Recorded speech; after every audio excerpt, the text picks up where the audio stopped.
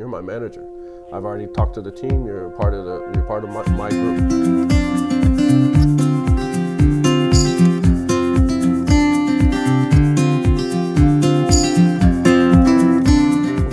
Thank you for taking the time to be here this morning. No, it's my pleasure. And come to this. Now we've seen each other. We've passed each other. We have a mutual friend, Dan Smith, and you guys are very similar. Not similar in a way, but we're both from Missouri, so that's the one thing. That's where we're connected in the beginning. Okay. We're both from Missouri. So. All right, so that saves me on that question because I don't know much about you, if anything.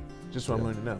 Did you come from a big family, small family? Yeah, I mean, it's country. I mean, we're country people, so yeah, it's a big family, a lot of cousins. So you have 12. No, I mean like your brothers siblings. and sisters. Yes, I have three. 2 brothers, 1 sister. Family of 4. And where do you rank? I'm the youngest. Of 4. Of 4, yes. Okay, so who's the oldest? My brother's the oldest, but my family, we all have different dads. Oh, really? So my mom's married. Every single one. 2 of my brothers, they have the same dad. My sister has a different dad, and I have a different dad. So my mom has been married she was a beautiful girl, I guess. She was popular. Yeah, we all have different dads. How's she doing now? She passed a few years ago. Oh, I'm sorry. No, it's no. She so all my 2 brothers grew up in California. Me and my sister went to Missouri. We moved to Missouri with my mom because her father had a stroke, so we went there to help out and stuff. So we kind of, I had siblings, but we grew up separately, pretty much for the most part. Yeah. Did you know your dad? No. I mean, yeah, she had already been divorced after I was born and stuff like that. So yeah, I never met him. So are you close with you said you're close with your sister? My sister, yes, I'm close with my sister. We grew up. My brothers came to Missouri after they got older and stuff, and they got married. But yeah, me and my sister are the closest, I believe. Yeah. Okay. Yeah. And she's still doing okay. She's fine. Yeah, I mean, I've been in Japan. I left the States when I was like 18. So. Not because of the military? Or what? No, I came here after high school because I'd always been infatuated with Asia, and my girlfriend in high school was Japanese because my school had an ESL, was the only school with ESL. So how did it start? How did it get started? Because the reason why I'm saying that is because when I was in kindergarten, I never forget this. There was this little girl that was sitting there, and she had the prettiest black hair. And I loved the shape of her eyes. I didn't know anything about anything. Yeah. But I was crazy about it, so I would walk home with her. I never forget this, because those days you could walk home in kindergarten, and her grandmother. And as I got older, I started realizing I don't understand what they're saying. Because her grandmother must have been speaking to her in Japanese. Yeah. But her name was Naomi. I walked with her all the time, going there. And then as we got in other grades, you start going to the grades according to your skill level. So she was in the higher grades, always. And I was in the dunce class with the little pointed hats. Got into junior high school. I'm standing up there. I'm a hall monitor. I'm actually the captain of the hall monitors. And I'm looking down from the 3rd story building. I can visualize that, yeah. With my little badge on there, a Foshaman. For all those who went to Foshay Junior High School. I'm looking down from the 3rd floor into the 9th graders area, because we were all 9th graders then, and I see her. And I tell the guy next to me, that's the girl I liked so much from kindergarten, but I wonder why she never grew. She never got that tall. And he said, most Japanese don't. Bachi, I'm telling you the truth, that was the first time I thought of her as being Japanese. That was just the girl I liked. Yeah. And I knew other people that were Japanese and stuff, but she wasn't one of them. Yeah. That's why when you get older and you start realizing how people dislike people by the way they look because of ethnicity, that's something that has to be taught. Yeah, it's just... Because she was just as purely and I knew Japanese people. I knew little Helen was Japanese. I knew Karen was Chinese. But I never thought of her as being anything but the little girl I liked. Yeah. So how'd you get started? I told you that long story. No, I mean, in high school, one of my best friends was Vietnamese, and I had a lot of Asian friends around me and stuff like that. So I just was in that group, and she was Japanese. She was the only Japanese in the school at the time, and I just was helping her out. And she was a unique situation. She was, excuse me, her mom or her aunt and uncle. She was living with her aunt and uncle, but they met. Her uncle met her aunt he was in the military in Okinawa or something like that. So he was here in the military, and they met and they started dating and got married, and they put each other through like MIT and Harvard and stuff. Yeah. So he was a police minister teaching the Bible at an evangelical college, and she was whatever she was doing, but they're very extremely religious, religious family. Japanese? Yeah, Japanese and American, but Japanese based. Just Japanese. And so she was living with them, but because they were so religious and so, the church was like almost every day. So she never had any free time. She never did anything. She never had fun. So I'd ask her, like, what did you do on the weekend? She was like, I had to go to church. Had to go to church. So I was like, well, come out with us. So her aunt and uncle were very strict, so they said, okay, on Saturday she can leave the house from 5 to 9 or something like that. They met you? Yeah, they met me. Okay. No, they weren't a fan. Was it a small town? Or it was Springfield, so it's a bigger city. Bigger city, yeah. Right. So you come along with your blonde, did you have blonde hair? Oh, I had long blonde hair. Blonde hair, blue eyes? Yes. And you come in there and they say you want to take up their niece and you... They were not, they didn't, But they let you do it? Yeah, I mean, Okay. She, a lot of drama there, but finally I would take her out and we would just go to like Toys R Us and, walk around or the mall or something, just simple things. And we'd go out once in a while and I was just doing it to get her out of the house because I felt sorry for her. And then after that we started dating a little bit. And then I think her senior year she moved in with me. And then we went through the senior year, we lived together through high school and stuff like that. So after high school, and I come from a very, low income family. Okay. So we did housing, government support, food stamps. So we always had to move. My mom always had to move into a new housing like almost every year. So I never really went to the same school 2 years in a row. Wow. It was always jumping around because, housing is what's available, trailer park kind of things. Did you ever complain about that to your mom or anything? Nah, to me it was just a lifestyle. That's all you knew? The government gave us houses for this and this is where we had to move. So I think that helped a lot with how I am now because you have to make friends quick. You're the new kid. You're the new kid. You don't want to be picked on. You're using the welfare like food pass and stuff, so people know that you're on welfare and stuff like that. So you got to make friends quick and be able to cut them quick. Because you had a high EQ. Emotional intelligence. Yeah, I was aware of the surroundings. Yeah, I had to be more than other people had to be. And that's also why I felt sorry for her because I knew what it was like. So anyway, when I was like 15, so my brother went to the same high school, which was Central High School, and he had got stabbed and dropped out because he was protecting a pregnant girl. Her boyfriend came up and stabbed her and stuff like that. So he dropped out. So I wanted to prove I was better than my brother. If he can't do it, I can't. So I wanted to go to Central High. So, I moved to this area, was in the district of Central, and that's when Meg moved in, my ex-wife, she moved in with me. You mean, wait, this girlfriend ended up becoming your wife? Yes. Okay, well, I don't know, you're going fast now. It moves quick. We're still at the dating thing in high school. Was this your first girlfriend? No, in high school, I had other girlfriends through junior high and high school. Right. But this is your first serious girlfriend? Well, yeah, we dated all through high school. So she moved in with me my senior year, and, she kind of seen the life of living in Missouri. My uncles and brothers, they work construction during the summer and then they collect welfare in the winter and stuff like that. And that's just how it is because you can't build, you can't do anything in the winter. It gets so cold.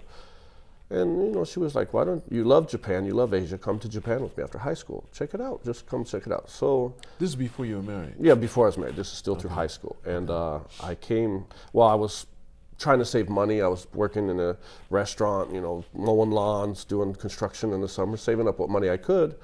And I saved up enough money to get the plane ticket. So after high school, the plan was go to Japan, see the world, and then figure out what I'm going to do after that. And this is your first time leaving the U.S.? Oh, it's the first, yeah. Besides Missouri, you're pretty much, And I saved up the money. I, did what I could do. And then about a month before, I think, graduation, there was an issue with the family. Alcohol stuff involved, so I gave my money to somebody to help keep them out of jail, to pay the fines and stuff like that. So I just told her, look, I'll come when I save the money again. And she was like, it'll never happen. The way the family is, the way, money just drains because there's always an issue. Yeah, there's always an issue. There's always some drama and someone has to pay, whoever has it. And you have so many cousins and aunts and uncles and stuff. There's always something going on. She was like, you're never going to get out of here. You're just going to fall in that same rut, that same loop. And I was like, yeah, but, it is what it is. You got to, I'll just figure it out. And like a week before graduation, she came up to me and she's like, here's your plane ticket. My mom and dad paid for you to come to Japan. You took care of me. So they started to like you? Oh, yeah. Her mom and dad loved me because I took care of her in America. Aunt and uncle, that's a different story. Wait, mom and dad are in Japan. But, so they never saw you? They never saw me. But they knew I was taking care of her. They knew that, she'd come back for summer and stuff like that. Okay. And they bought me a plane ticket. They were like, they want to meet you. So I was that was it. Like, you're coming to Japan. So I graduated and jumped on a plane and came to Japan right after graduation, and loved it. I was here for 3 months because of a tourist visa. Where were you in Japan? Yokohama. Yokohama. They had a Kobe steak restaurant in Yokohama. They had a house, so I stayed there, and it was just amazing. I mean, you can go anywhere. If you have a train, you don't need a car. People are nice. You don't have to, you're not worried about anything. Certain areas are not dirty or shady, So how was it for you? It had to be a complete culture shock. What year was this? 1994. Oh, so the bubble had already popped. Yeah, but it still was for you. yeah. But no. For anyone coming outside of Japan, coming from Missouri, I mean. Yeah, for sure. It doesn't matter where you're coming from. When you come here, you find out what it's like to have organization. Yeah. And everyone lockstep, working together, having pride in what they do. You see people sweeping out in the front of the storefront. Where do you see that? Where in the world do you see anyone doing that? I went to McDonald's and I ordered something, and they were like, sorry, it's going to take like 5 minutes because the menu hasn't changed yet or whatever. And I was like, yeah, no problem. And they were bringing me oolong tea and everything to say, so I'm like, do I have to pay for this? And they're like, no, we're so sorry. I'm like, why are you sorry? I'm the one ordering 5 minutes early. And I was like, these people are happy to work here. Can you believe this? It was. And talk about going to a gas stand. I grew up in the time when they actually serviced your car in the States the way they do it here now. Where they come out, they do your window, check your tires. What about your ashtray? They'll do everything. It costs you nothing. Yeah, it was thank you for coming in and putting gas in your car. Yeah, it was part of the service, Wow. So I came here, and I'm in Japan. It's 3 months. I'm checking. We're going different places. So I was always in the martial arts. I've done martial arts since I was a kid. I've done different styles, and that was like the big goal. So you had that. From what age did you start doing martial arts? Oh, probably 7, 8, 6. So 7. You had no problems when you went to new schools. You could handle yourself. I mean, yeah. Well, you get beat up a lot. You got to figure out how to. You figure out how to take a hit, or at least pretend like it hurt more than it did, so they leave you alone. Leave you alone, right? I'm the new kid. I'm poor. I'm the new kid. I've got. Back up a little bit. For example, we'll back up to probably 5th grade. So my mom had got remarried. Go figure. Okay. And she had married a preacher because she felt like we needed religion in our life. Right. So when my mom had me, she actually passed for a few minutes. I wasn't supposed to be born. She was supposed to have her eggs taken out, but she'd got pregnant with me. It was just, and so when they had a C-section, they realized that the doctor who had probably delivered my sister was also a C-section that kind of messed up her organs a little bit. Anyway, she had passed for a couple minutes, and they brought her back, and I was a gift from God in her mind. You mean she actually died? Yeah, it was like her heart stopped. Her heart stopped. Yeah, she was dead for like 1 minute and 10 seconds or something like that. I forget the time, but yeah, she had passed. And I was a gift from God because they said if they wouldn't have checked her insides, she would have died anyway because her organs were growing around each other and stuff like that. So I was a gift from God. And when she passed, what she saw, or what she claims to see, however you look at it in your own beliefs, it wasn't good. She wasn't very, she felt like she wasn't going to a good place. Okay, right. So when she came back, she switched to complete religion side of thing and church all the time, and I was like the gift from God. So I wasn't allowed to watch He-Man because Skeletor was evil. I watched Howard the Duck. She was doing this way before. Wow. Before that, she didn't care. Kids just have fun. Right. I was just like He-Man was evil because of Skeletor. I put in Howard the Duck, and where he possesses, she threw the VCR out the window. She's like, it's don't bring the devil into my house kind of stuff. That's how I was brought up. Street lights, I had to be home by this time, but she was strict on me. The other, 3 were like, just do whatever. You had to do whatever you wanted. So she was strict on my sister because she was a girl, but with me, I was like in this strict religious bubble thing. So anyway, my mom married a preacher. She felt like we needed religion in the house. So he got drunk, as preachers do. Broke her finger because they got in a fight. So we went to the hospital, came back, and the house was burning down. He wanted to prove a point, so he poured gas all over the house and burnt it down. Went to jail for that. But so we were homeless, and we living through aunt and uncle's houses, shelter type stuff, And so we jumped around so much. It was kind of normal to me. But when you get off the bus and you're in front of your house and it's just a black charcoal, kids pick on you and stuff. And we had went to like the Army surplus to get clothes and toys and stuff. And I remember I saw this pair of black and red shoes. I love black and red. It's my favorite color. So I grabbed those shoes. I was like, these are nice. And best shoes I ever seen in my life. I never heard of, I never was allowed to have Nike or Reebok. I never a brand shoe. It was always a Walmart special, 6th gear shoes or something, just whatever they made up names. our food was always saved, like it was yellow packaging, it was like government stuff, like Spam. I would refuse to eat Spam to this day. Because of that. We ate growing up, it was Spam. Right. You have like these corn puff cereal things that was like government that had no flavor, no sugar, nothing. Anyway, so I get these shoes and I'm so happy at these shoes. And I remember I going to junior high because these things were the coolest things I ever seen in my life. And so in PE, the teacher would give you balls, go play basketball, go play volleyball, whatever. And she gave me a soccer ball. I was just like, why are you giving me a soccer ball? She was like, you play soccer, right? I was like, why do you think I play soccer? She goes, you have indoor soccer shoes. I was like, yeah, I play soccer. Took that ball, went in the corner, kicked it. I love soccer. I played all for the high. I was playing because I didn't want to look like an idiot, so I learned how to play soccer. I'm in the corner dribbling and stuff. So I love these shoes. I wasn't getting rid of them. I didn't know they were indoor soccer shoes. I didn't even know there's a such thing as indoor soccer shoes. Wow. So those kind of things. That's so interesting. So growing up in that, I come to Japan and it was just everything's at different. 18. Yeah, 18, right after high school, and I came here and I'm just like, How long did you just stay the first time? Just 3 months, and I'm seeing this new world. I mean, everything's where everybody has brands, Louis Vuitton this, and I didn't know what that was. You know? And so after the end of the 3 months, I wanted to live it. I was like, this place is so much more fun. There's so many more opportunities. Such a small country. I was meeting people because they owned a Kobe steakhouse. And they introduced me to a martial arts teacher who was, he taught Conan how to use the sword for Arnold Schwarzenegger, how to use it for Conan and stuff. So I started training with him for those 3 months, and he didn't charge. We went up in the mountains, would do like under the waterfall training and stuff. I mean, this was real. I was like, this is what I want. So I was like, how do I stay in Japan? And I'm trying to figure it out. If you get married, you get a visa, but I'm only 18. I don't want to get married yet. I'm just like, I don't want to rush into that. And I ran into these military guys at Yokohama Station. And they're like, yeah, we're in the military, Yokosuka, blah, blah, blah. We have bases all over Japan. I was like, okay. So they just let you live here? He's like, yeah, we're here for 3-4 years. All right, so I went straight back to the States. I went to the Army recruiter, Marine recruiter, Air Force, and Navy. So like, if I sign with you, what's my odds of going to Japan? They're like, yeah, we don't have many bases in Japan. You're out. Went next door to that little mall thing, Then the Air Force, they're like, oh, we have Yokota, we have this and this and stuff. I went to Marines. I was like, we don't, Okinawa, I don't want to live in Okinawa. I want Yokohama. Went to the Navy, said, we have 2 bases next to Yokohama. Signed up, bam. Let's go. So you actually went into the service? Yeah, I went into the Navy, signed up. I said, let's go.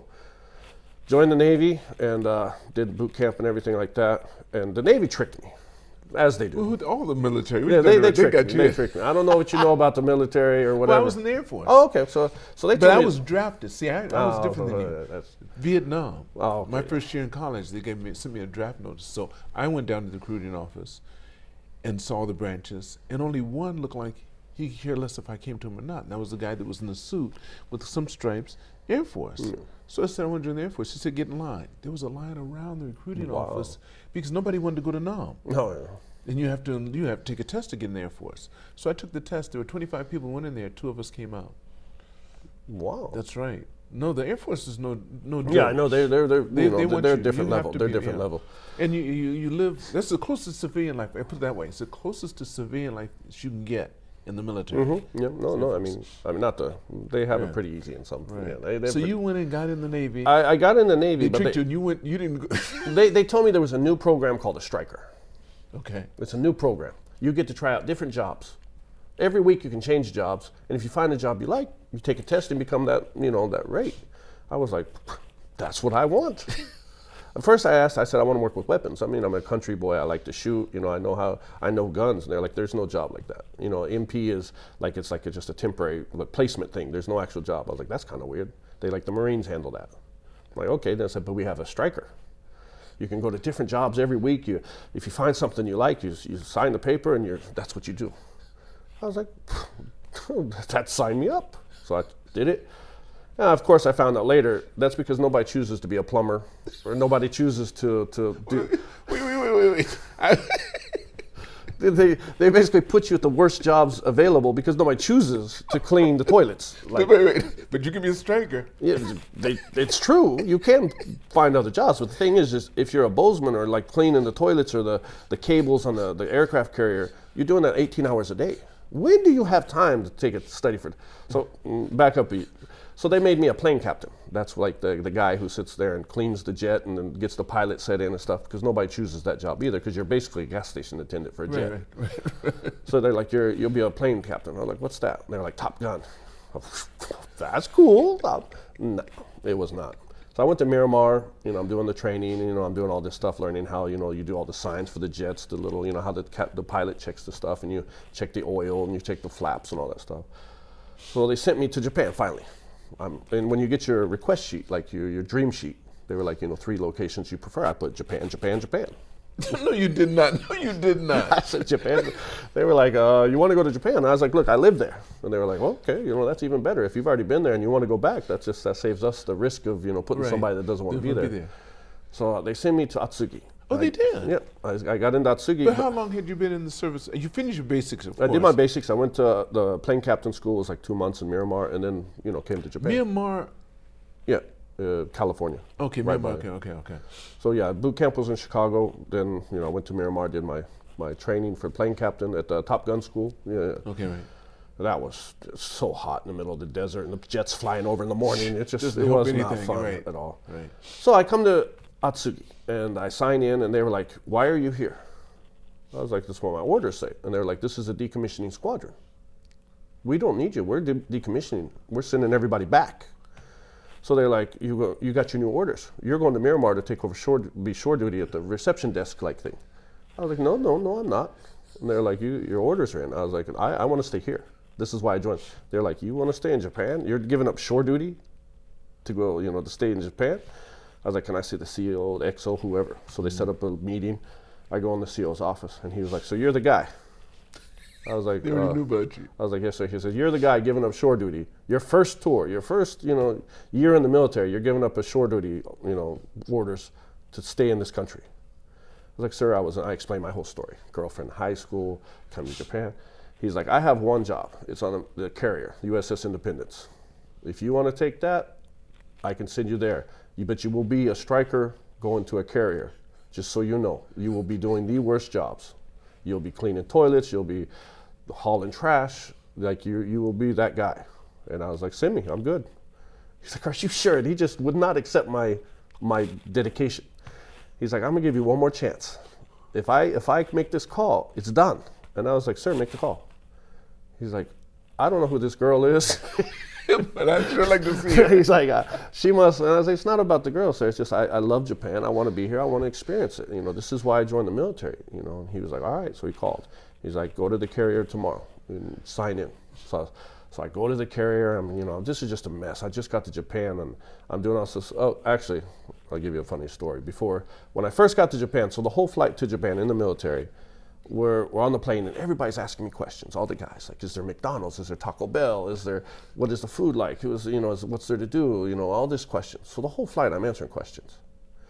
And we get to the airport. I haven't slept. I'm tired. We go check in, and the van that picks us up is late. So they're like, the van will be here in 30, 40 minutes. And I was like, well, I can take a train. I know Japan. I've been here before. I can take a train. They're like, no, you have to wait for the bus. You have to travel together. So we go put our bags in the corner. We're all laying there on our, big duffel bags and all that stuff. And we're all just sitting there in the corner. We have our little area, and everybody's talking, still asking me questions. I'm just so frustrated. I'm so fed up. I'm so tired. And this guy comes up, scruffy looking guy, hair's kind of out, a big group. And he was like, I just wanted to let you guys know, we appreciate what you do for us overseas. And I was like, if you appreciate it so much, you can join. You can join us. You don't have to appreciate it. Right, yeah. I'm frustrated. I'm tired. Right. I was annoyed because we're trying to rest. And he was like, true, kind of thing. And he just kind of walked off. And one of the guys was like, that looked like Denzel Washington. And the bodyguard turned around and said, good job, guys. He was here promoting virtuosity. That really was Denzel. It was a Denzel. Yeah, I kind of.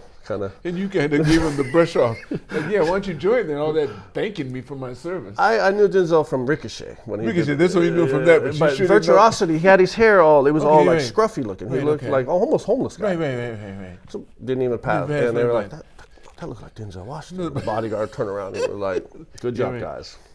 Walked away. I was like, oh, well, that's a good start to this journey, kind of thing. So that being said, it's a mess. I'm running around, I'm jumping through. I go check in on the ship, and when I go to check into the main guy who like puts me wherever he's going to put me, he's looking at my papers. He was like, "Oh, you come from, I think it was like VF 15 was the squadron I was in. I don't remember the squadron." He's like, "That was the first squadron I joined 32 years ago or whatever, 25 years ago." And I was like, "Oh, really?" He was like, "Yeah, I can't believe they're still around. That was like almost 30 years." And I was like, "Oh, they're decommissioning. That's why I'm here." Oh, right. And he was like, "Oh, that makes sense." He was like, "What do you want to do?" I was like, "I want to work with weapons." But they said that's not a job. He's like, "Of course it's a job." He's like, "Tell you what, hold on." He calls the weapons office. It's like the three different, there's bombs, there's guns, and there's like these things. Right. Nobody picks up the phone. It calls all like three different divisions. Nobody answers the phone. He's like, "They didn't answer it." And I'm like, "Please, sir, try again. Is there any chance you could just try one more time?" He's like, "I'll try one more time. If they don't answer, I've got to send you to the bottom, Right. I'm like, "Oh, sorry." He calls the first one, don't answer. He calls the second one. They pick up. And he's like, "Hey, I've got a guy here. He wants to work with guns. Do you need anybody?" And they're like, "Yeah, send him our way." So they sent me to the weapons department. So now I'm going to be working with small arms, security force. On the ship. Exactly what I wanted to do. Right. So I go check in. And then that's when I start to find out what the whole striker thing was. They put you in these horrible places. You work 18, 20 hours a day. You're the first one on the ship, the last one to leave. And nobody has time to study to become anything else. So they're stuck in that thing for their term, their whole contract. So I take my test. I become a gunner's mate, missiles, and then I was capped to, third class and then all this stuff. And that was my military. How long did you stay on? Just 3 years. That was a striker thing. 3 A striker years. was 3 years. That's why it was appealing. You're talking about having an aura on yourself. Oh, I was lucky. You had an aura, and that's why you were able to get those things to happen. That's something. Yeah, so I did my 3 years and got out, but you're still staying in contact with her. You're with her. We're married now. We went to Hawaii, got married. You got married. Yeah, we right got after married. you? Well, after just before I got out, so I had put in my paperwork to become a SEAL, as well as to get married, because my division is weapons. So we work with the SEALs. So you started being influenced. It started, and I always want to be a SEAL. Of course, everybody wants to be a SEAL. That's right, You think right. it's easy till you see actually what That's they go right, through. right. So I was like, maybe I'll just be a SEAL. If I get approved in the BUDS, then I'll stay in longer. If not, then I'll get out. Was kind of the idea. So I turned in my paperwork to become a SEAL, and I turned in my paperwork to get married at the same time. So the gun boss called me to the office. He's like, "Hey, I have two applications here. You can only choose one." I was like, "Well, why is that?" He's like, "You can't be a SEAL married to a non-American citizen." That's right. That's right. And he's like, "So you have a choice: get married, get her citizenship, become a SEAL, or become a SEAL, and." Wait. You can be married to someone who's not an American citizen, but you have to be married prior to. Well, he told me I could not. She would have to have her citizenship before SEALs would accept me. Oh, I see. Okay, right, okay. So I'd have to get married, get her citizenship, and then apply to BUDS. Then apply for the BUDS. Okay. Or I go to BUDS and just decline the. And I'm gonna be honest with you, I was like, the marriage is not important. That one could go in the trash. Actually, I prefer that one. But there was already, we were going to go to Hawaii, get married. There was a lot of. There was a lot of involved and everything else. You couldn't just drop it. Yeah, so I was just like, oh. So I go home and I talk to her, and of course she was just like, "We're going to Hawaii to get married in like a month or so. I'll get my citizenship," and okay.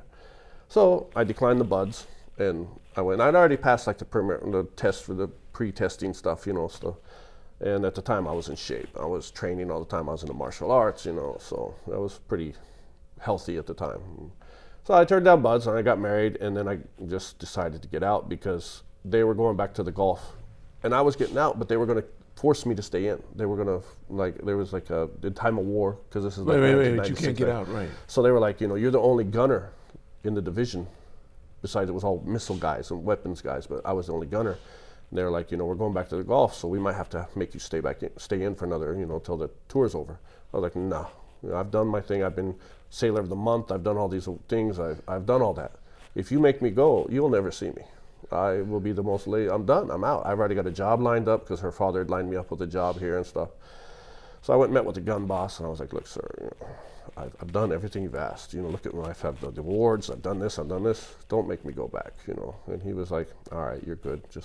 You can stay back when the ship pulls out." And I got out and started working construction.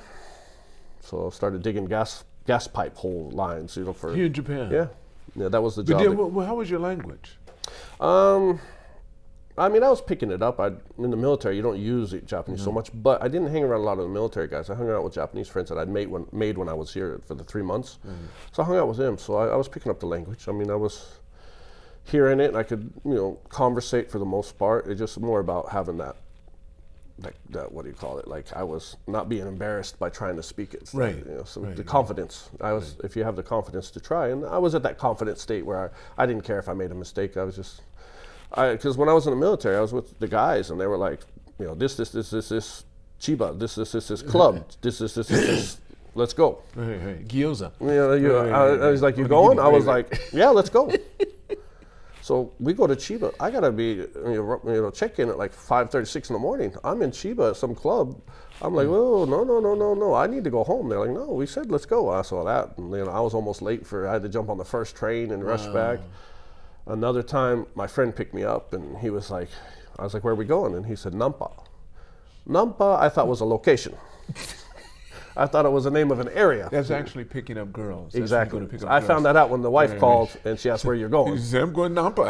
I'm going to go He do was some joking. Nampa. He was joking, but she calls, and she's like, hey, what you guys doing? I said, oh, we're on our way to Nampa, and he's like, no. Don't tell her that. And she was like, what?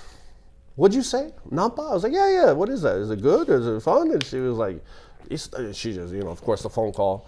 And he was just joking. We were just going out to have a little fun, yeah. And so I figured I need to learn the language pretty quick. So I started trying to pick it up, and I was okay. But working at the gas pipe company, I didn't talk much. I had a license, so I drove, and the owner of the company, which was my father-in-law's friend, his brother was like mafia from one of the islands who was running away from it, getting up here. So he gave him a job to work at the company. And so nobody wanted to work with him because he was old, he was mean, he was angry, and he was mafia.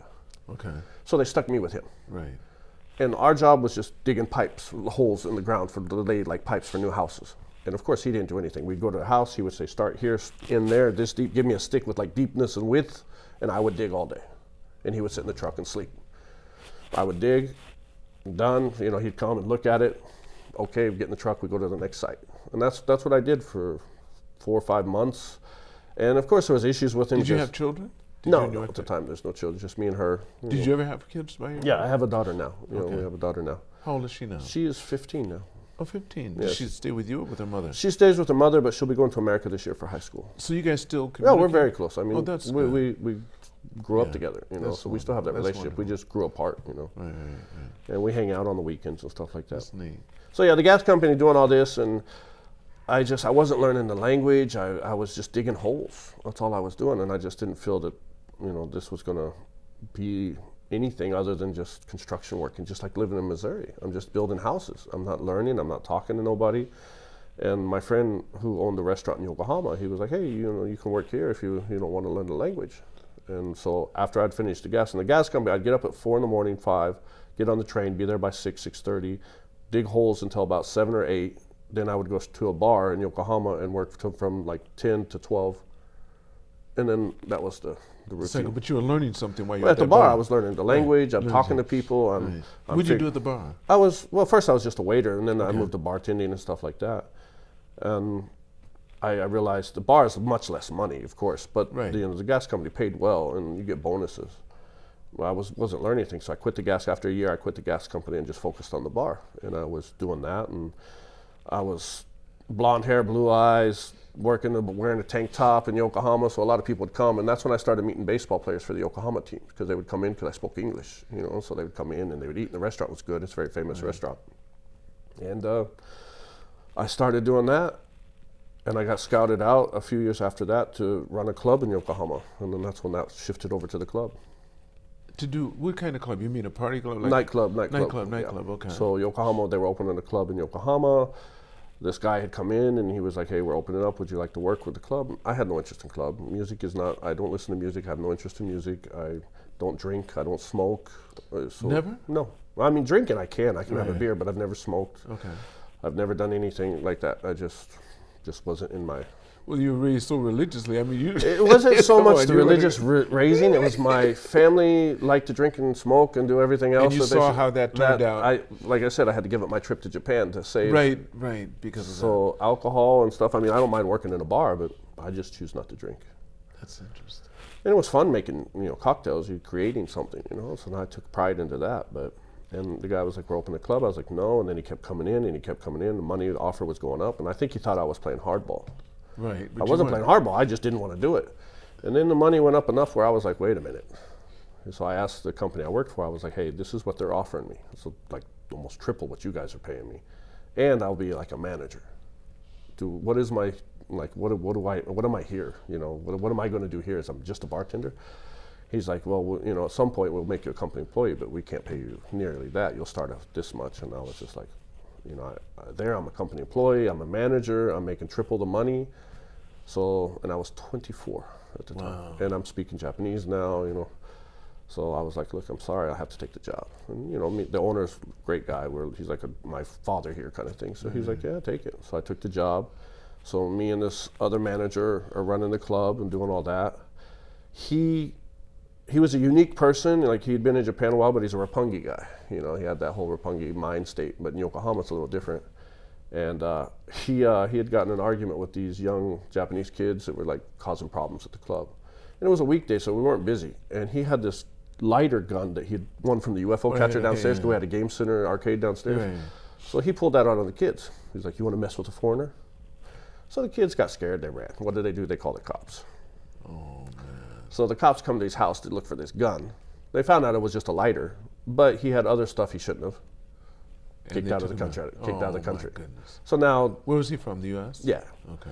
So Was he ex-military too? no, I think he was just kind of one of those guys that came here and he got married. Jet and- program or something like that. Right. English teacher that stayed here, and so when he left, they were like, "Hey, can you run the club?" And I was like, "Of course I'm not going to say no." So yeah, of course. So I took over the club, and it blew up. It was one of the biggest clubs. We were pulling in 2,000-3,000 people on a Thursday. It was a huge club. And then that's kind of where that hall started expanding. Baseball players coming in, athletes, celebrities coming in, because you're running a club and you have all these different people that come in. I'm doing interviews, I'm doing TV stuff. I have my picture on the train, like most popular face in Yokohama. So yeah, it was. But so I don't know what you really do. So tell me what you do now. See, I probably know more about you than anyone else knows, but I don't know what you do. Now I know it more than anyone else knows. So after all the club stuff, it was just, I was helping out baseball players. Like when they were new players come to Japan, and I'm helping them out, setting things up for them. And one of my guys became, he was a difficult person. Marc Kroon, he was a pitcher here. Okay. And he didn't eat Japanese food. He refused to eat anything Japanese. It was only steaks and pizza and stuff. So he was losing weight because he was afraid that if he went to a pizza place, they were putting Japanese sauce, whatever that is, whatever that means. I don't. Either it's like seafood sauce or something. I don't know. He just refused to eat anything. So he was losing weight. I saw him before he went to camp, and then he came back from camp, and he was just so much. And he was already a skinny guy. Right. And I was like, "You all right?" And he was like, "Man, I can't eat this food." Blah. I was like, "What do you want?" It was like a steak or hamburger, anything. I'm like, "It's everywhere. You can get that anywhere." He's like, "Yeah, I don't want Japanese sauces. I don't eat that stuff." What is Japanese sauces? I don't understand what it is. But so I'm like, "Look, my friend has a restaurant. Let's go there." So we went there, and he made him a big steak, mashed potatoes, and he's just scruffing this down. And he's like, "Oh my God, this is the first time I've had in 2 months." So every day he would call me. He's like, "Hey, what are you doing today? Where are you at today? Do you know a good pasta place?" I'd take him to a pasta place. So all the other players didn't want to hang out with him. They didn't want to deal with him because he was so difficult. He didn't eat certain things, and they just didn't want to deal with it. So this goes on for 3 or 4 months. I'm helping him out. I'm taking here. His family comes. I take him to Disneyland. I'm just helping him, and I'm running the clubs at night. And so we become really good friends. And then he throws a 161-kilometer fastball. Breaks all the speed records in Japan. He's the fastest pitcher in Japan. He's like the first time a foreigner has broken a record in Japan with baseball. I don't know how much you know about baseball here, but back in the day, anytime a hitter was up for like the record for the most home runs, they would stop pitching to him. Of course. Because they didn't want it taken over by a foreigner. Yeah. So that had recently just been broken, and that was by Ballantine, which was also one of my guys. And there's a reason why that was broken too, why they allowed it. And I'll explain that later if you want. But so now he's the fastest pitcher in Japan. His face is everywhere. Billboards, posters, Tokyo Station. I mean, he's the fastest pitcher. And now everybody wants to hang out with him. Hey, I want to eat this friend's restaurant once. He's like, no, you guys left me to dry. Yeah. Bachi was the only one that was there for me. I got him, I'm good. If he wants to go, we'll go. But if he doesn't want to go, so he just relied on me with everything. I had to go to Hokkaido for a month for an ice hockey kind of gig. And he was like, dude, when are you coming back? I need you. I said, I have to pay bills. I need money to pay bills. And so I came back and he's like, next year I'm paying you. You're my manager. You work for me. You don't have to do any of these other side jobs and stuff, because I was trying to get out of the club life. It was just getting older, and I'm dealing with dirty cops, mafia, all this other stuff. So it was a lot going on. I'm just tired of it, fighting every week with these different guys coming in. It was just so much, like mafia and dirty cops were just everywhere. So I was like, if you're going to pay me, then yeah, I can, do it. So the next year I'm with him. He's paying me a salary, so now I have that base to work off, and I'm helping other restaurants and clubs. I'm producing them just like on the side. And then he signs with the Giants. Well, his contract with the Baystars ends, and then I hear that in the newspaper it's like signs with the Giants. I thought, I'm done. He's with the Giants. Right, that's another level. So he calls me. He's like, hey, you gonna cut your hair? I was like, for what? Got long blonde hair. He's like, Giants doesn't allow long hair. I was like, I know that, but that doesn't approve. He's like, you're in my contract. You're my manager. I've already talked to the team. You're part of my group. So I was like, are you serious? He's like, yeah, you got to cut your hair, shave, blah, blah, blah. So, and when we picked him up at the airport, he was going from the airport straight to Okinawa for camp. I had to join him later, so I had set up an appointment to get my hair cut and everything. So when I met him at the airport, I still had braids, right. And the team was just like, yeah, they were just staring at me. So they're all coming up to me like, you're Bachi. I'm like, yeah. And they were like, and that's the whole time they're just looking at my hair. They're like, so, I was like, I'm going to the barber after this. This was all short notice, I didn't have time. They're like, okay, yeah, So Kroon gets off, he goes to Okinawa. I go to the barber, cut my hair off, go to Okinawa to meet him. And I'm sitting on the bench and everything, this is all new to me. I've been on the outside of the baseball, and I had originally said years ago to a friend of mine with the Baystars that I wanted to be an interpreter for, a baseball team. He's like, it'll never happen, because it's not about the language, it's about the culture. They need to make sure you understand, because you're teaching these guys how to respect people, how to not embarrass themselves. And so they were like, just an American. There was a foreigner, like Canadian or something, years ago that worked in Hiroshima for the team. But there was an incident between a player and a coach, and he was translating direct. Like the coach said something, and then the player was like, that's stupid. So he told the coach, he says, you're stupid. So the coach is like, you can't talk to me like that. He's like, I'm not saying, he's saying it, I'm just translating, And he was like, so after that whole thing was done, they took him to the office and was like, you work for the team, you can't talk to the coach. He was like, I wasn't talking to the coach, I was translating. He was like, they said, you can't do that. You need to know the line. So that he got fired or released or whatever happened. So that was like the last time they ever, tried a foreigner in the sense of like in Japanese baseball here. So he's like, it'll never happen. It's just sorry. And I was like, okay. So that's why I started doing the management thing. Okay, if I can't be on the field, at least off the field, I'll take care of the guys. So that's what I was doing with the Giants. I'm there, and Hara comes out, and he was like, oh, you're the guy. You're the guy that everybody's talking about. And I was like, yeah, nice to meet you. And for whatever reason, we hit it off right off the bat. When you say you're taking care of the guys, I thought you only took care of the guy, that one guy. At the time, it was him. It was just one. Okay, but that expanded to several other guys after a time, because they found out who I was, and I had all these connections. So they started to pay you outside of him? Yes. So it was the first year, and then the second year, more players were like, hey, we want the same services. Like, you take care of the families, car pickups at the airport, the wives taking care of. So you orchestrated all this. Did Yes. you have to? How much of it did you have to do, or did you have other people that you delegated it to? After about 3 or 4 years, or 3 years or so in, I tried to delegate, but the wives or whoever would prefer me. So even though I had this guy going to pick him up, they're like, the wife wants you. That guy doesn't smile enough, or he's not friendly enough. Right. And so I tried to do it as much, but I had players in Hiroshima, I have players in Sendai. I mean, it's just, I can't be everywhere. Why? What do you mean? Why would you be so? Well, they would hire me to take care of them. I mean, they just like to have my. But they're on different teams. But they wanted my connections with the setups of the Disneyland or the car services or just the support. So how did you? Okay, so when that started to happen 2 or 3 years into it, how did you start to? So it's priorities. It was by who pays what gets priority on what. Okay, all right. So I had to break it down. Kroon was paying the most. Right. So he was always first priority. So as long as he was okay with me doing anything else, then I could do it. Gotcha. And if it was something simple like phone calls or setting things up, then I would arrange it. Or if it was, but as long when Kroon was here, he was most of everything. But there was a few other people on the side that I would help out, and he was like, yeah, he's a good guy. You can take care of him. So I'd always have to check with him. But they would pay you. Yeah, they would pay me. Okay. Some people would pay me for like whatever I'm doing at the time, tips kind of thing, or some people would set up a monthly salary just to make sure I was on retainer. Right. So where are you now? So I did this. Kroon retired. The team came to me and they were like, hey, we want to hire you as an interpreter. We have a couple foreigners here that are a little difficult. And, we seen what you did for Kroon. So this is a funny story. The Giants are very strict. They're very loyal, strict. They have a huge, history. So they're like the Yankees. So they have their rules and they have their situations. So, and this is probably going to upset some people, but the team comes and they're looking for Kroon. And I was like, he's on the phone with his wife, family issues. What do you need? They're like, his pants are too long because it drags in the dirt. And they don't like that. And a lot of the foreign players, when they're here, they use the contract. Is it in my contract? If it's in my contract, okay. If not, then don't tell me about it, kind of thing. So they're like, his pants are too long.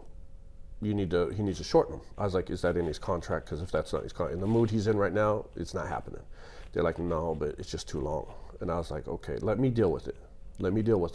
Don't say anything to me. I will take care of this. And they're like, are you sure? I was like, yeah, just let me deal. Because I knew he was in a bad mood. So we go in and we're talking. We have dinner that night. And I was like, hey, did you hear this other player got in trouble? The Japanese player he loved, like he had a lot of respect for. He was like, what did he get in trouble for? He's like he's untouchable. I was like, his pants were too long. He's like, my pants are like 3 times longer than his. I was like, yeah, but he was like, I wonder why they didn't say nothing to me. I was like, well, you're a foreigner. You're just going to say it's in my contract. They already know that. He's like, oh, wow. I was like, yeah, but it's kind of rude to him that your pants are longer than his now, but, not our problem. He's like, no, I don't want to disrespect him. Tell the uniform guy to make my pants the same length as his. How did you decide to do that? I knew he respected this guy. I knew he had a lot of love. So you thought of that ahead of time? Yeah. I tried to figure out what the best. That's why I'm talking about the EQ. I just tried to figure out the best way to get this to happen without offending him. Without offending him, right. And I knew he had a lot of respect for this guy. So the next day I called the uniform. I said, make it the same length as his. And so they came up to me and they're like, Bachi, how'd you do that? And I was like, it's a long story. And the GM called me into the office during the game. He was like, I don't know how you did it. Thank you. I was like, yeah, no problem. So that's why when the player retired, they were like, you helped out so much with the foreigners because there was a lot of other things I did as well. Just communication. And it's also the culture. And, these are players. These are athletes. They've been playing baseball since they were 5 years old. They come over here and they're being told certain things can't happen. They take it wrong. So it's a way to talk about it. And some players are more open. Like, you say, hey, you need to cover your tattoos more because they're like, yeah, sure, sorry, give me a longer sleeve. That's no problem. But, some places are like, it's in my contract, and that's a whole nother fight. So he retires. The team offers me a job to work for the Giants as an interpreter / helping the foreign players. Dream come true. That's what I've been trying to do. I declined it. Why'd you do that? I've been taking care of players for now 4 or 5 years. They changed teams. Kroon had left. He went back to the States.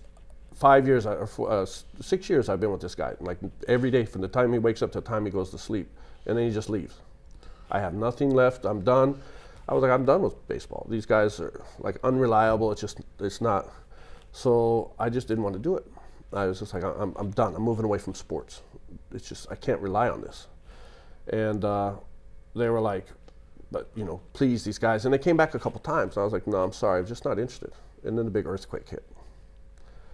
Everything that I had planned or set up, done, canceled. Concerts were canceled. Everything's canceled. What's the concerts now? Because you taking us from, we're in baseball only. But I was helping, like when artists come over, I would help with them as well, because of connections through baseball and stuff, like labels and music. Okay. So I had worked with some artists and dealing with like the Sony or music, Sony Warner Music, whatever, over the years with baseball because they like to bring the artists to the field. I would bring them on the field and let them meet the players, and they would get that whole publicity, pictures in the paper and stuff, free press.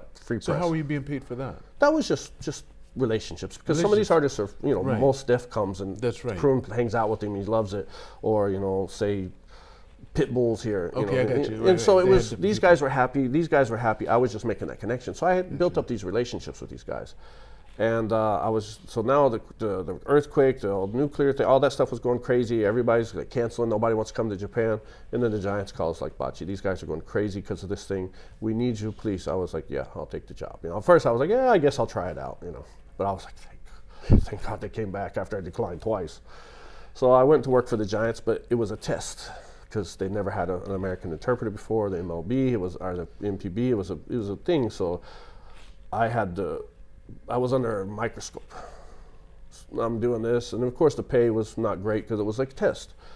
And I did this for the season. I'm everybody's happy. I'm taking care of everybody. I'm the foreigner on the field, the interpreter. So it was just a lot of attention.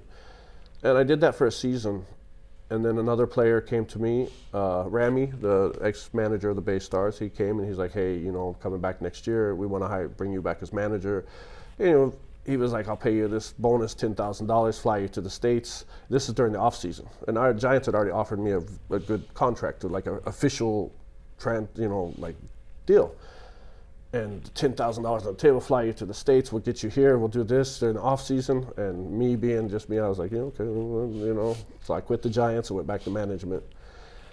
And that's where all that happened. So now to catch up to what I am now, so I was doing management for these players for a few more years. And about 6-7 years ago, one of my guys, Andrew Jones, who's played for the Braves, he's a Hall of Famer, just amazing, just one of the big guys in baseball. He retired because he left Japan. So I thought maybe it's time for me to do something, try something new. And I just put the feelers out there. I was like, hey, I'm looking for new jobs. And Jaguar Land Rover reached out, and the president was like, come work for me. You have a lot of connections. You've already introduced us to several athletes, over the years, because I knew him and stuff. So they hired me as a consultant, as a VIP, to help with celebrities and athletes and, finding ambassadors and stuff. So it was like a 3-4 month contract, and that turned, I think I'm on almost 8 years now. Wow. And also Calvin Klein, Everring, these companies reach out to me, and now I consult for all these different companies, helping them connect to athletes and celebrities, and through the baseball connections, I know a lot of celebrities, and that's all I do now.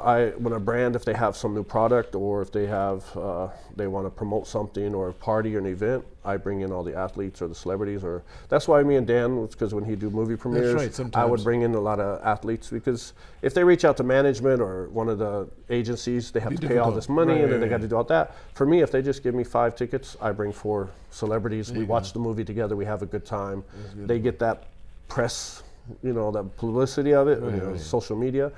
And we just it's just me hanging out with friends. And so now that's what I do now.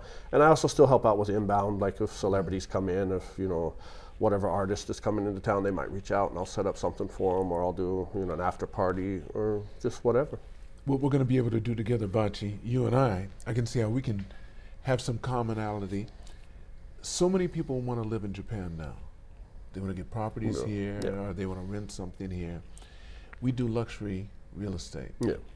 So my son and I, Louis got his license, so he's made me director of his company. Wow. And we're going to be rocking and rolling. So Yeah, I'll get you that information. You give me yours, and we're going to make that. I actually have a... Because there's so many people that want stuff now. I have a friend who's very well known in the gaming industry, who's trying to open some studio. I don't want to talk about it too much, but he is also looking for some real estate. So good. We're the ones to do it. Yeah. We're the ones. Yeah. We're the ones. Well, tell me. Okay, so that's what you're doing right now. You're basically still Land Rover. My first 8 cars, luxury cars here, were all Jaguars. Really? Yeah. So matter of fact, when I was over this club, and we had the President's Ball, Land Rover Jaguar, the president at that time, and that was 2012. Okay, yeah. 2012. We have it on video because Dan did the video part of it. It was the President's Ball, and it was really nice. So I had 8 Jaguars. He mentioned that. He sponsored the place. I had Lamborghini, I had Porsche, and I also had Harley Davidson. Oh no! I know you're a bike guy. I know. I see you. I see you a lot. But I ride a Rocket 3. Mine's a Triumph. So Triumph and I are close. Okay. Range Rover's next month. We're working with the club, right? No, I didn't know that. Yeah, it should. Yeah, I think it's been in the news. Thing. So what are you going to do? So we're going to be involved in the 007 event, the James Bond event. We're going to be involved in that. We're also the 1st and the 8th. We're going to do a couple of events. We're bringing in a pro golfer to play, on the simulator and stuff. as well as I think for the whole month, I have to check, but I believe we're going to offer a Range Rover for some like taxiing services and stuff, as well as test driving, like with a professional and stuff with it.